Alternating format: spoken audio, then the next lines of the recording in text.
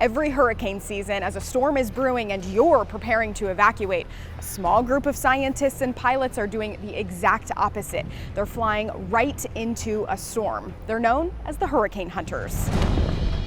We know what the power of hurricanes can do to trees, cars, streets, even our homes. Now try to imagine being in an airplane and flying straight into that fury. We just hit a pocket of lightning and the whole interior of the aircraft just lit up and you can hear the radios pop. Pilot Andrew Reeves and his commanding officer, Captain Nate Kahn, have each put their lives on the line time and time again. They are part of the National Oceanographic and Atmospheric Administration's Hurricane Hunter program. A lot of times people ask us if we're scared when we do this.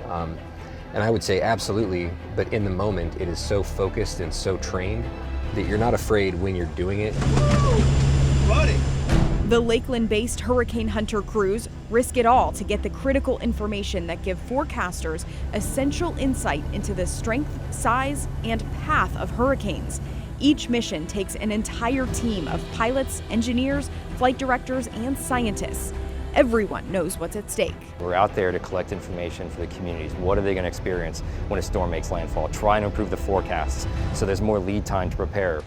The data that each Hurricane Hunter flight collects is sent to the National Hurricane Center in Miami in real time.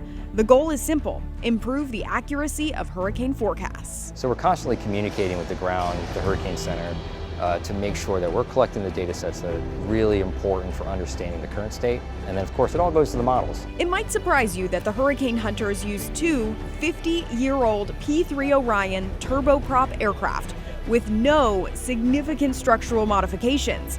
Captain Kahn says the key is to ride the storm. Go with the flow, no matter how rough that ride might be. We allow the storm to push us up and push us down. If we tried to maintain a set altitude, the storm would break the airplane.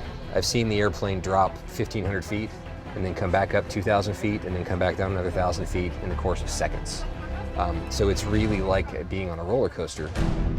These two planes are actually nicknamed Kermit and Miss Piggy. But don't let the whimsical names fool you about what's inside. These planes are filled with sensors from nose to tail. As the crew does pass after pass, slicing through each rain band, they're collecting data every single second. It's sort of like taking a CAT scan of the storm. And so the researchers, the scientists, can push all that data back together at the end of it and get a good, clear picture of how the storm is developing and how it's strengthening. Satellites might seem like a safer way to get the information they need. While they can see the big picture for each storm, satellites just can't see everything. Especially in those really intense hurricanes, you can go from 40 miles an hour to 150 miles an hour in Cat 5 in a matter of miles. The satellite doesn't know anything that's happening. The airplane does. One of the Hurricane Hunter's most effective tools is the drop sonde. They launch these instruments into the storm, which sends back real-time readings on wind speed, temperature, and barometric pressure. What's really important when you go fly is not just one instrument, it's how you tie together. So the drop sonde's one piece. Tie it with the radar, tie it with the SFMR, tie it with some of the other sensors we have on. That together gives you the picture that we really need, that 3D picture of the storm. Now, a new tool could help sharpen the forecast even more. One of the exciting things we're doing at NOAA is using new technology like uncrewed aircraft, uncrewed marine systems, to get us data that we just couldn't get in any other way. Captain Bill Mowat says NOAA is now using autonomous drones that can fly within 100 feet of the ocean surface. They can safely circumnavigate the eye wall, often the most dangerous part of the storm, without putting lives at risk. It's showing us that some of the things in our models, we need to adjust. And so hopefully, we're gonna take this information, we're gonna make some tweaks to the model, and hopefully that results in better forecasts. But while drones offer exciting potential, it's still up to the Hurricane Hunters to collect the critical data that saves lives in a place many of them also call home. It's a pretty unique feeling flying a storm that is also hitting your home. And for many of us, of course we live in the area, Hurricane Milton made landfall. We were the crew of the last mission before landfall, so we're literally flying miles off of Tampa Bay, St. Pete.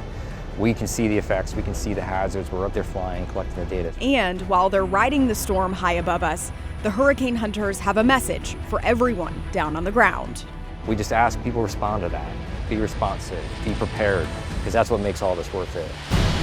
From the eye of a hurricane to the meteorologist's desk, each mission provides a clearer picture and a better chance to prepare for what could be headed our way. In Lakeland, I'm meteorologist Amanda Hawley.